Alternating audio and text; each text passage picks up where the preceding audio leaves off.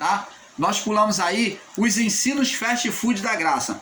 Então João viu Jesus que vinha a ele e disse-lhe, João 1,29. No dia seguinte viu João a Jesus que vinha a ele e disse: eis o Cordeiro de Deus que tira o pecado do mundo. Então, como falei, os irmãos literais ficam dizendo, tá vendo aí? Jesus tirou o pecado do mundo. Tirou ou não tirou? Tirou. Como falei, nunca negamos aqui que o pecado foi retirado do mundo. Mas você, meu irmão ensinador da graça, que ensina com os ensinos fast food, de como engole, você não tem discernimento sobre o que você fala, você não busca discernir.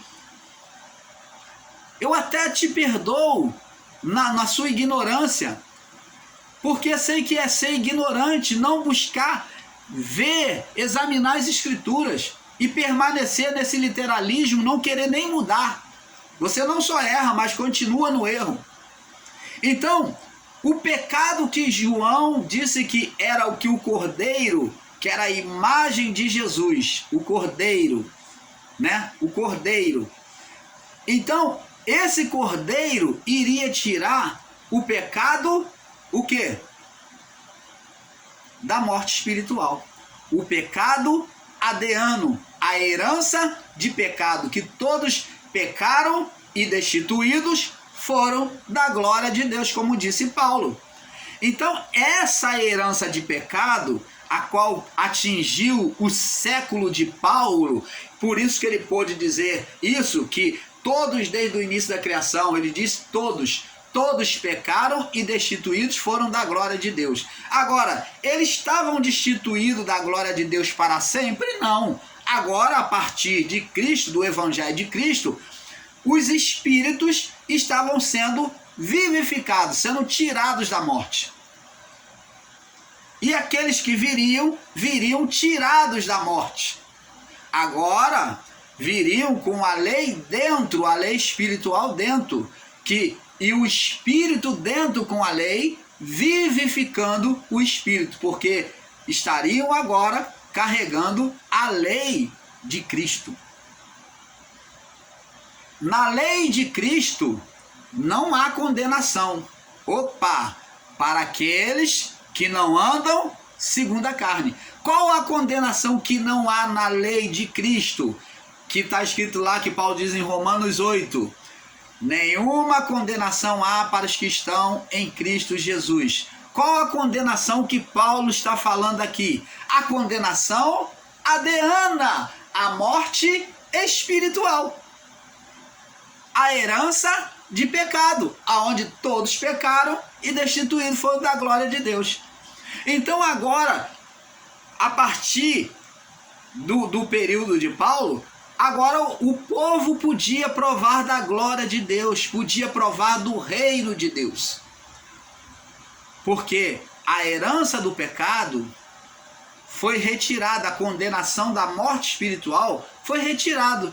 Então por isso que Paulo diz, nenhuma condenação há para os que estão em Cristo Jesus, porque se eles estão em Cristo Jesus, eles estão sendo vivificados, estão sendo iluminados, estão recebendo sal sobre eles, conservação espiritual. Agora a morte não entra mais sobre eles. Nenhuma condenação há para os que estão em Cristo Jesus. Aí Paulo põe uma vírgula, tá aí, uma pausa e diz: os que não andam segundo a carne. Os ensinos fast food da graça estão caindo por terra. Então quer dizer que o pecado, a condenação, só foi retirada dos que não andam segundo a carne. Porque se eu viver uma vida segundo a carne, a cruz de Cristo é vã para mim. O sacrifício da cruz não tem valor nenhum para aquele que é carnal. Os pecados adeanos, a condenação à morte espiritual, permanece sobre a vida daquele que vive uma vida na carnalidade. Você está vendo aí os erros que os nossos irmãos aí estão ensinando? Existe uma condição. Pecado foi tirado da vida daquele que é espiritual. O pecado, a condenação do pecado adeano. Paulo não está dizendo que não tem mais pecado, não tem mais pecado sobre os desejos do homem carnal, não tem mais condenação. Paulo não está dizendo isso não. Paulo está dizendo que não há mais condenação sobre aqueles que estão em Cristo, que não têm mais desejo, que não aplicam mais os desejos da carne. Essa é a condenação adeana, foi retirada de fato, como foi retirada para aquele povo. A condenação adeana, a herança de pecado, foi retirado.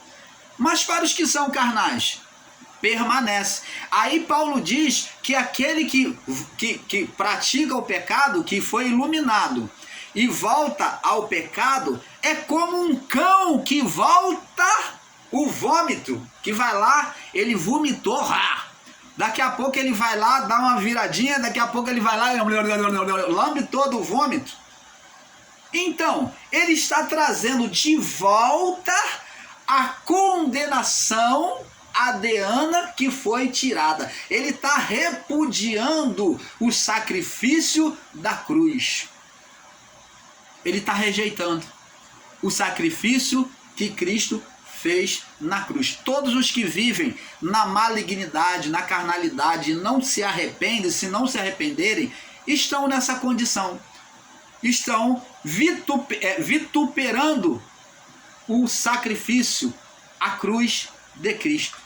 Estão vituperando a cruz de Cristo, estão desconsiderando, banalizando a cruz de Cristo, dizendo que não valeu de nada, que para eles, porque estão vivendo de forma carnal.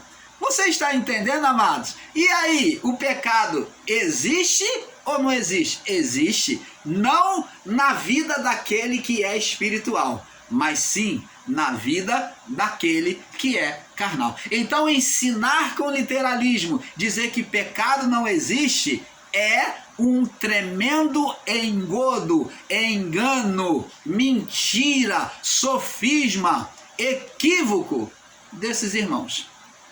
O pecado existe. E Deus falou para Caim o seguinte, quando Caim ainda estava no coração dele o desejo, aquela ira, né? Aquela inveja. Olha, e o que eu queria dizer para vocês, até vou aproveitar, muitos têm ensinado aí que Deus desconsiderou Caim a partir da oferta dele. Não, isso é um ensino errado. Não foi a oferta que determinou a aceitação de Deus para Abel e rejeitar a oferta de Caim. Os dois, aos olhos de Deus, eram iguais aos olhos de Deus, mas Deus sabia que o ser espiritual semeou a semente. Ele sabia que Caim era a semente do ser espiritual Satanás. Caim já tinha um comportamento mau. Ele, ao oferecer a oferta dele, ele ofereceu a oferta com um sentimento mau no seu coração. Aí você vai entender. Oh, Deus maravilhoso! É por isso que temos que ler muitas escrituras. Por isso que temos que ler muitas escrituras. Por isso que Jesus, ele quando vem dizer da oferta, olha o que Jesus diz. Aí vamos entender, Aí a mente vai ser iluminada agora, Mateus 6, 6. Diz assim, vamos ler aqui a partir do 6, 6. Mateus 6, 6. Mas tu...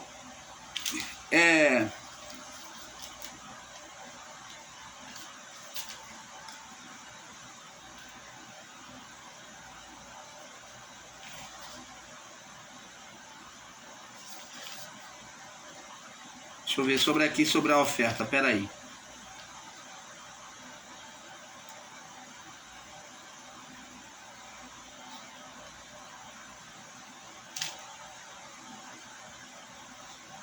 Jesus ele diz assim: quando fores oferecer a oferta e te lembrares que o teu irmão isso aqui. Diz aqui, Mateus 5, me perdoe, Mateus 5, 23. Aí vamos entender o que houve com Caim. Olha só. Quando tu trouxeres a tua oferta ao altar, foi o que Caim e Abel fizeram. Canal Luz da Graça, buscando trazer a perfeita revelação da palavra a você, tirando você de todo engano, né? Então, quando ofereceres a tua oferta ao altar, e aí te lembrares que o teu irmão tem alguma coisa contra ti, se tem alguma coisa contra mim é porque eu fiz mal ao meu irmão. Deixa diante do altar a tua oferta e reconcilia-te primeiro com o teu irmão, depois vem e apresenta a tua oferta. Opa, era isso que Caim tinha que fazer antes de oferecer a oferta dele. Caim já tinha um sentimento mau contra Abel. Ele já tinha um sentimento mau, trazia um sentimento mau nele. Ele ofereceu a oferta no altar lá, já com um sentimento mau. Por isso é que a oferta dele não foi aceita. Por isso que aqui Jesus ele disse: reconcilia-te com teu irmão. A pessoa tem que reconciliar com o próximo, com Deus, antes de querer oferecer qualquer oferta, qualquer jejum, qualquer oração a Deus.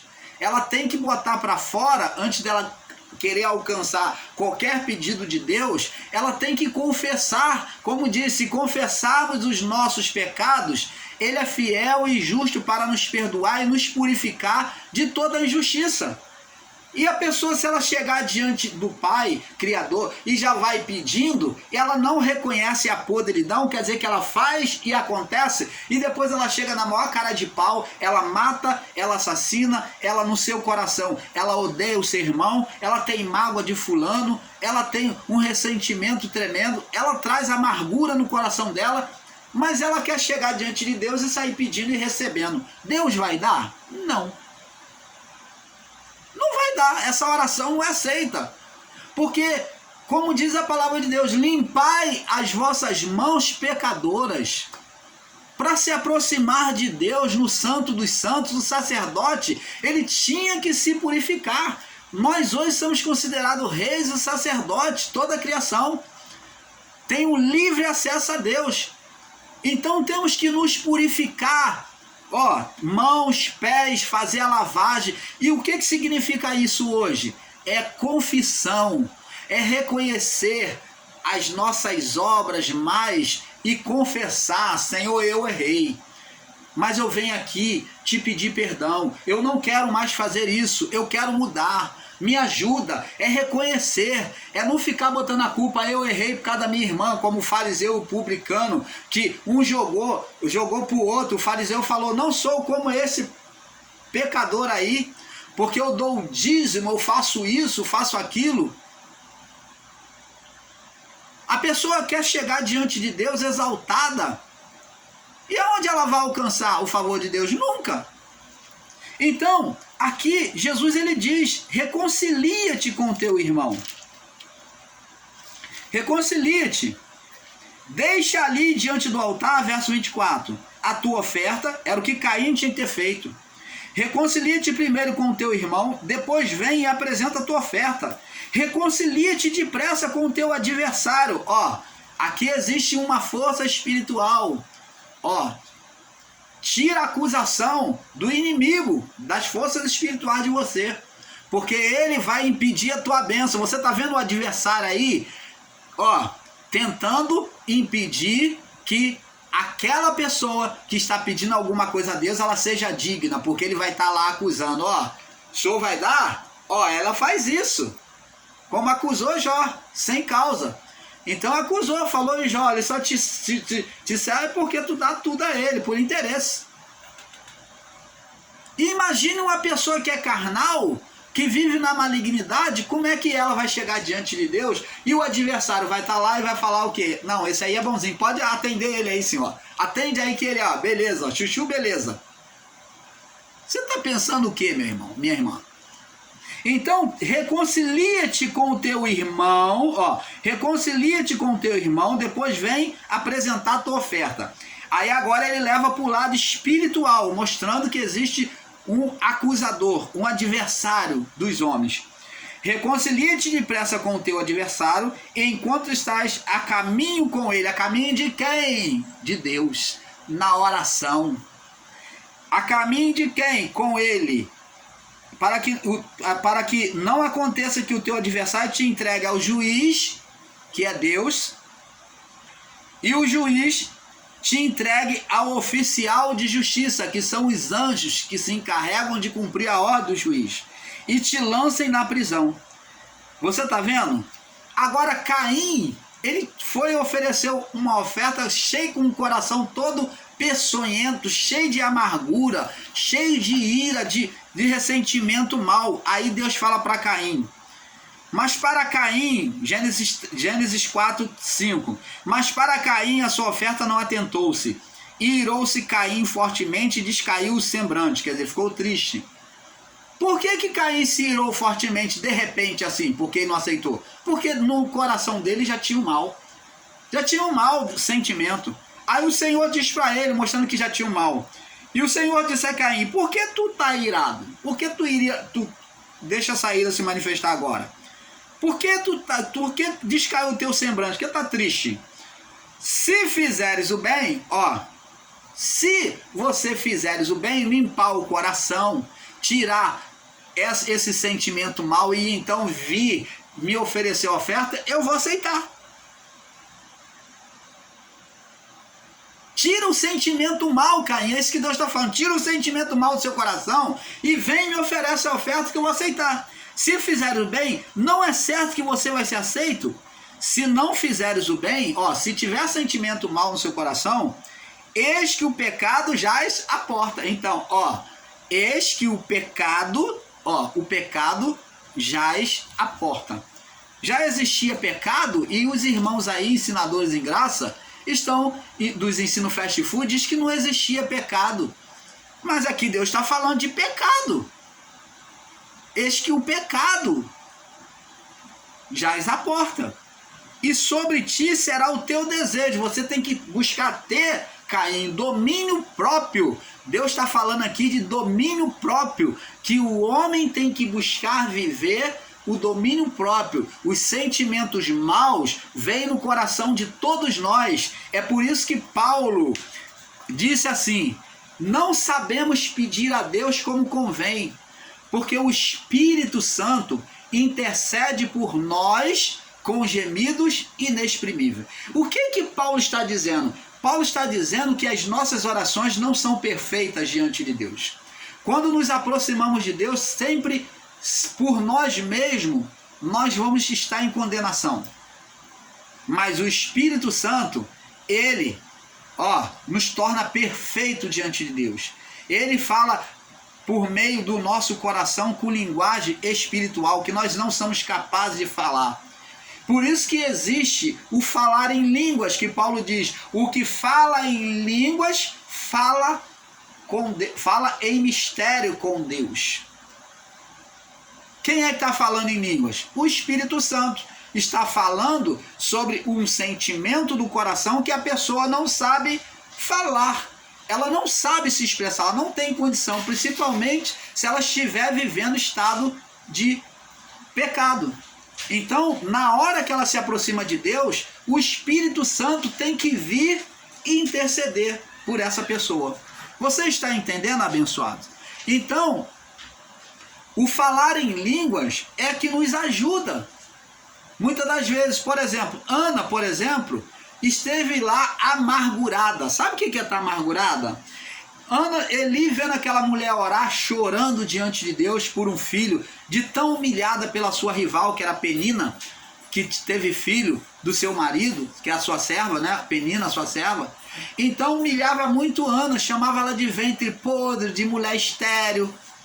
A mulher era muito humilhada quando ela, no passado, por ser estéril, ela era muito humilhada no meio das outras mulheres, ela era desconsiderada. Ela era considerada uma mulher sem valor, uma mulher vil. Então, Ana, tão amargurada, querendo ter um filho, fez ali um voto com o Senhor e se apegou no altar, ali na ponta do altar, e orou incessantemente em choro e amargura. Ela estava amargurada, revoltada com aquela situação. E então, olha que o sentimento dela era de amargura. Mas naquele sentimento de amargura em que ela confessou ao Senhor aquela injustiça que ela estava vivendo, houve uma confissão. Então Ana começou a balbuciar palavras que o Eli pensou que ela estava embriagada. Eli pensou que ela estava cheia de mosto, que estava cheia de vinho. O próprio sacerdote, o homem de Deus. E ela falou: não, meu senhor. O Eli falou: como é que pode, depois da oração que ela terminou, como é que pode, mulher? Uma hora dessa você está cheia de mosto, já uma hora dessa, de tarde. E ela falou: não, meu senhor, a tua serva não está cheia de mosto, não. A tua serva vem comparecer diante de Deus angustiada. E vem pedir ao Senhor um filho. E então ele, vendo a sinceridade daquela mulher, abençoou: vai, porque Deus é contigo. Deus te conceda conforme tu tem pedido. Então aquela mulher então passou a engravidar. Teve o primeiro filho, Samuel, o qual ela ofertou ao Senhor. E quando nós falamos de estar cheio de mosto, como Ana, que estava amargurada de espírito, também nós vemos que a palavra cheio de mosto é apresentado lá na descida do Pentecoste, aonde o povo está lá falando com Deus, todos reunidos, e então começa a falar em línguas dos anjos, ou línguas estrangeiras, estranhas, né? Mas o termo certo é língua dos anjos. Então, eles ali, os que não eram espirituais, todos os outros que estavam ali ligados no espírito, eram espirituais, puderam entender os discípulos e todo o povo que falou em línguas com eles. Mas os que eram carnais, você vê que nem todos receberam o Espírito Santo. Os que eram carnais e não receberam o batismo com o Espírito Santo, eles consideraram que aqueles que falavam em línguas estavam cheios de mosto, de vinho, como Ana. Canal Luzes da Graça, trazendo a verdadeira revelação do Pai a vocês. Pode estar certo disso. Então, abençoados, para a glória de Deus, né? Então, ali nós vemos que ela não estava cheia de mosto, Ana, mas ali ela estava amargurada. O Espírito Santo estava intercedendo ou não estava por ela? Estava. Então Deus ouviu ali por meio do Espírito que estava ali, pairando ali naquele altar, recebeu a oração de Ana. Então, da mesma forma, o Espírito Santo, quando veio e foi derramado, os homens falaram em línguas.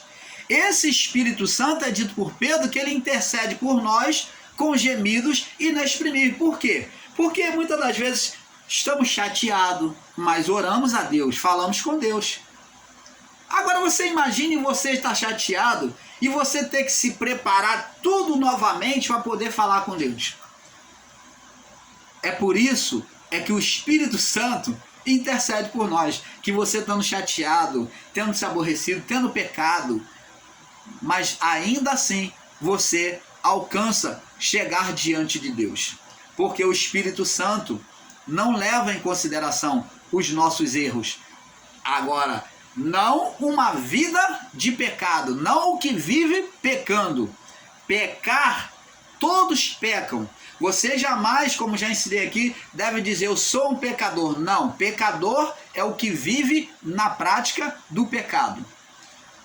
Todos cometemos pecado, mas nem todos vivemos no pecado. Os filhos espirituais não vivem uma vida de pecado. mas os filhos carnais vivem. Esses vivem pecando. Esses precisam confessar para retornar para o Criador, precisam se arrepender, confessar os pecados e então se aproximar do Criador. E nós, ao chegarmos diante de Deus, se vivemos uma vida de pecado, aí devemos confessar os nossos pecados. Agora, se você comete pecados natural da carne, existem os pecados naturais, que você comete pecado sem querer, que inconsciente. Esses pecados são perdoados pelo sangue que foi derramado. Se você está debaixo da cruz de Cristo, esse pecado é perdoado automaticamente por meio do Espírito Santo. Ele nos aproxima de Deus. Mas quem vive numa prática do pecado tem que se converter sim do seu mau caminho. Por isso que é chamado o termo de conversão. Conversão é mudar a direção. Mudar de direção. Então, quando se fala em uma conversão, é uma mudança de direção. De uma vida de pecado para uma vida de santificação. De obediência à palavra. Então, nós do canal Luz da Graça não combatemos quando fala se converter. Você tem que se converter mesmo, dia a dia. Dia a dia, Deus espera de nós que haja uma conversão em nós. Todo dia, ao invés agora de nós estarmos comendo da árvore só do conhecimento, que já existe dentro de todo homem, agora Deus nos convida por Cristo a comer da árvore da vida. Agora é a árvore da vida que temos que comer dia a dia, do fruto da árvore da vida, que é Cristo, a obediência à lei de Cristo, para que nós sejamos salvos. E o canal Luz da Graça vai estar falando sobre salvação. Então, abençoados, é isso que temos que entender, buscar entender. O pecado de João 1,29, que foi tirado do mundo, é o pecado, a herança de pecado. Vamos ler aqui no livro de Hebreus, agora capítulo 10, para que você entenda o que está dito em João 1,29, Hebreus capítulo 10, no verso 17. Foi a promessa dita lá em Isaías, olha só. Hebreus capítulo 10, 16, 17 e 18. Diz assim: esta é a aliança que farei depois daqueles dias, diz o Senhor. É a mesma palavra de Isaías, ou Jeremias 31, do 33 ao 36. O mesmo está escrito. Esta aliança que farei naqueles dias, diz o Senhor. Porei as minhas leis no seu coração, que era o quê? Lei no coração, leis espirituais. Para estar no coração ela tinha que ser espiritual, né? Então Cristo, ele pôs a lei dentro dele. Ele cumpriu a lei. Cristo é o exemplo da tábua, foi a segunda tábua de Deus. A tábua de carne. A tábua de carne, colocada sobre a carne, escrita sobre a carne de quem? Do Filho. Então, se você quer obedecer à lei de Deus, você tem que olhar para o Filho. Por isso que diz a palavra: olhai para mim e sede salvo. Como Moisés levantou a serpente no deserto e o povo foi curado, assim também o Filho será erguido. Então, por meio do Filho, todos que olhar para o Filho serão salvos. Então, essa é a aliança. Agora a tábua de carne, o Cristo, que eles desprezam, o Jesus Nazareno, que eles desprezam, é o mesmo Cristo. Você tem que olhar para ele, para que você seja salvo. Se você despreza ele, não há salvação. Você continua na condenação da lei. Você que está aí falando dos irmãos do sistema religioso que estão seguindo a lei de Moisés, a condenação da lei, se você repudia o Jesus Nazareno, que é o mesmo Cristo, que o nome que foi dado acima de todos os nomes. Jesus falou: meu Pai me deu todo o poder, ao meu nome foi dado todo o poder nos céus e na terra. Em Hebreu disse que o nome está acima de todos, foi dado nos céus e na terra. E como é que você pode repudiar o nome de Jesus? O Jesus que é o mesmo Nazareno, que é o Cristo. Não existe divisão não, irmãos. Não adianta você querer dividir Cristo não em pedacinho. Esse serve, esse não serve. Esse foi para o século primeiro e esse... Ah, que é isso, irmãos? Esta aliança que farei, muito depois daqueles dias, porei as minhas leis no seu coração. Quem cumpriu isso aqui foi o Jesus Nazareno. Quem iria cumprir? O Jesus Nazareno, conhecido como Cristo. É tanta ignorância esses ensinos fast food da graça, né? Escreverei os seus entendimentos. Porei as minhas leis no seu coração e as escreverei o seu entendimento. Acrescenta. E jamais me lembrarei dos seus pecados e das suas iniquidades. Onde há remissão destes, não há obração pelo pecado. Ah, então quer dizer que a obração, que os rituais é que foram tirados de nós. Os rituais de animais, de sacrifício, as festas, as luas novas, as ordenanças, é que foi tirado. E não o pecado. O pecado que foi tirado foi o pecado adeano. O quê? O pecado da morte espiritual, a herança de pecado. É esse pecado que seria tirado. E Cristo não ia mais lembrar. Você está entendendo ou quer que desenha? Vamos passar para a próxima parte, porque é um pouco aqui, um pouco ali. O negócio está ficando bom. Paz.